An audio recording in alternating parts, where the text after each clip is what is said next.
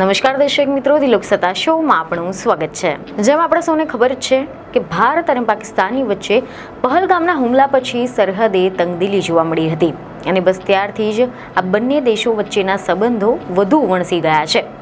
ત્યારે બધાની વચ્ચે કચ્છની નજીક ભારત અને પાકિસ્તાનના સૈન્યો યુદ્ધ અભ્યાસ કરતા જોવા મળ્યા હતા, જેમાં ભારતે ગુજરાત અને રાજસ્થાનની પશ્ચિમી સરહદોએ પોતાની ત્રણેય સેનાનો સંયુક્ત સૈન્ય અભ્યાસ ત્રિશુલ શરૂ કર્યો છે.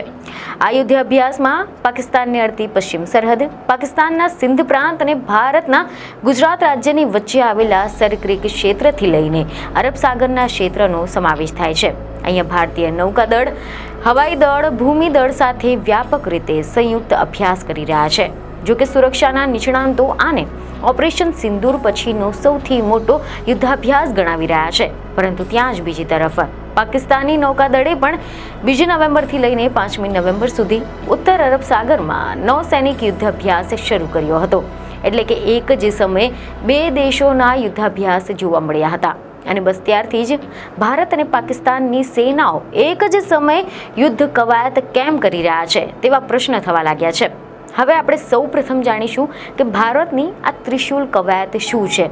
તો એવા અહેવાલ સામે આવ્યા છે કે ભારતની સેના, વાયુસેના અને નૌકાદળ 30મી ઓક્ટોબરથી 10મી નવેમ્બર 2025 સુધી ત્રિશુલ કવાયત કરી રહ્યા છે, જેનો ઉદ્દેશ ત્રણેય સેવાઓ, બહુ ડોમેન કામગીરી જેમ કે જમીન, હવા, દરિયાઈ અને સાયબર વચ્ચે તાલમેલ વિકસાવવાનો અને સ્વદેશી શસ્ત્રોનું પરીક્ષણ કરવાનો છે. આ કવાયતનું ધ્યાન જેસલમેરના રણથી લઈને પાકિસ્તાનની સરહદે આવેલા ગુજરાતના સરક્રીક સુધી વિસ્તરેલું છે. સરક્રીક ક્ષેત્ર એ પાકિસ્તાનના સિંધ પ્રાંત અને ભારતના ગુજરાત રાજ્યની વચ્ચે આવેલો 96 કિલોમીટર લાંબો કાદવ કીચડવાળી જમીનનો વિસ્તાર છે. જો કે આના માટે સંરક્ષણ મંત્રી રાજનાથસિંહે થોડા જ સમય પહેલા પાકિસ્તાનને ચેતવણી આપી હતી. ચેતવણી આપતા તેમણે કહ્યું હતું કે જો સરક્રીક સેક્ટર પર નજર કરીએ તો પછી આક્રમક જવાબ આપવામાં આવશે. અને આ ચેતવણીની વચ્ચે જ હવે સરક્રીકની આસપાસ યુદ્ધાભ્યાસની તૈયારીઓ ચાલી રહી છે, જેને ધ્યાનમાં રાખીને નોટિસ ટુ એરમેન નોટામ જારી કરવામાં આવ્યું છે. અને આની સાથે જ રાજસ્થાન તેમજ ગુજરાતની સરહદની આસપાસ એર સ્પેસને 30 ઓક્ટોબરથી 10મી નવેમ્બર સુધી ટાળવાની સૂચના અપાઈ છે. જો કે તેમ છતાં પણ પાકિસ્તાનના વળતા પગલામાં પાકિસ્તાને 2થી લઈને 5 નવેમ્બરના રોજ ઉત્તર અરબી સમુદ્રમાં નૌકાદળ કવાયત શરૂ કરી હતી. તેમણે લાહોર અને કરાચી ઉપર 2 દિવસ માટે હવાઈ ક્ષેત્ર બંધ કરી દીધું હતું, જેને ભારતના ત્રિશુલ કવાયતના વિરોધમાં બળવાખોરી વિરોધી કવાયત તરીકે જોવામાં આવી રહ્યું છે. આ અંગે પાકિસ્તાને દાવો કર્યો છે કે આ એક નિયમિત સુરક્ષાની કામગીરી છે, પરંતુ ભારતે તેની વ્યૂહાત્મક શક્તિના પ્રદર્શન તરીકે જોઈ રહ્યું છે. મીડિયામાંથી એવા અહેવાલો સામે આવ્યા છે કે નૌકાદળના એક વરિષ્ઠ અધિકારીએ એવી જાણકારી આપી કે આંતરરાષ્ટ્રીય કાયદો છે કે કોઈ પણ પ્રકારનો અભ્યાસ થવાનો હોય તો તેના માટે આજુબાજુના દેશોને ઉડ્ડયન ચેતવણી આપવામાં આવે અને અભ્યાસોની ચેતવણી પણ જાહેર કરવામાં આવી છે. અને આ બધાની વચ્ચે પાકિસ્તાનની નૌસેનાના એક પ્રવક્તાએ એવી જાણકારી આપી કે એડમિરલ નવીદ અશરફે ઓપરેશનલ તૈયારીઓ અને યુદ્ધ ક્ષમતાઓની ચકાસણી કરવા માટે આ મુલાકાત લીધી હતી. અને તે દરમિયાન પાકિસ્તાની નૌકાદળના કાફલામાં 3 આધુનિક 2400 TD હોવરક્રાફ્ટ એટલે કે જમીન અને પાણીની ઉપર ચાલતા વાહન પણ સામેલ કરવામાં આવ્યા છે. આનાથી પાકિસ્તાની નૌસેનાની ક્ષમતાઓ અને ઘણા બધા ક્ષેત્રો સુધીના ઓપરેશનલ પહોંચમાં વધારો થયો છે.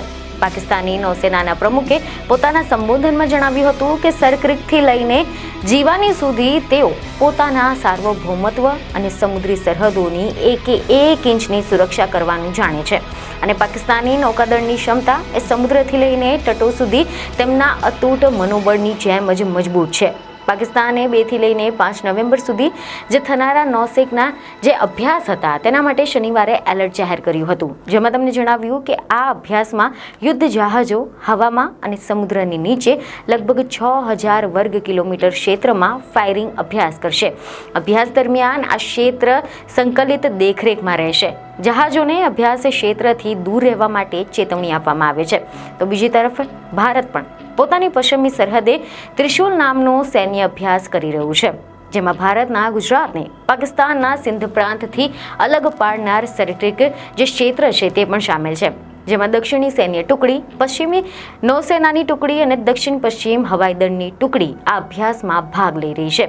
આમાં 20થી લઈને 25 યુદ્ધ જહાજો, 40 યુદ્ધના વિમાનો, અન્ય વિમાનો પણ સામેલ છે.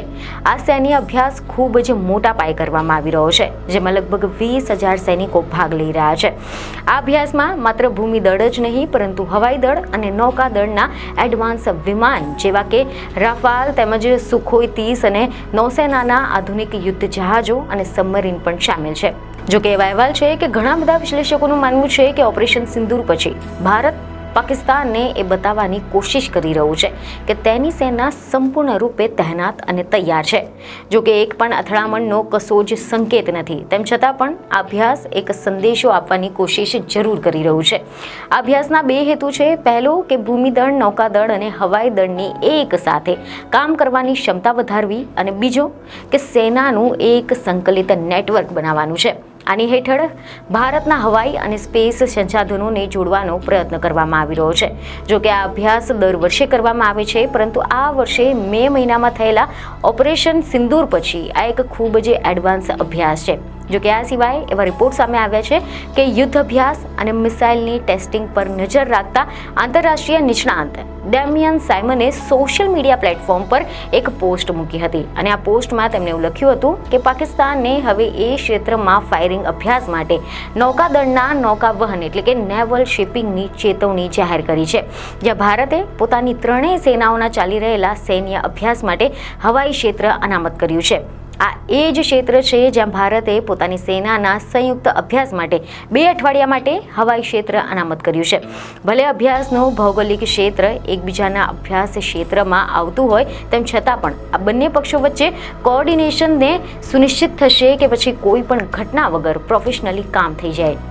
જોકે લશ્કરી કવાયતો બંને દેશો માટે તેમની શક્તિ દર્શાવવા અને તેમના પાડોશીઓની ક્રિયાઓ પર નજર રાખવાનો એક માર્ગ છે, જેથી હાલ તો સૌનું ધ્યાન આ પ્રદેશ પર કેન્દ્રિત છે કે જ્યાં દરેક પગલું સાવધાનીની સાથે લેવામાં આવી રહ્યું છે. બીજને ખબર સાથે ફરી મળીશું. ધન્યવાદ.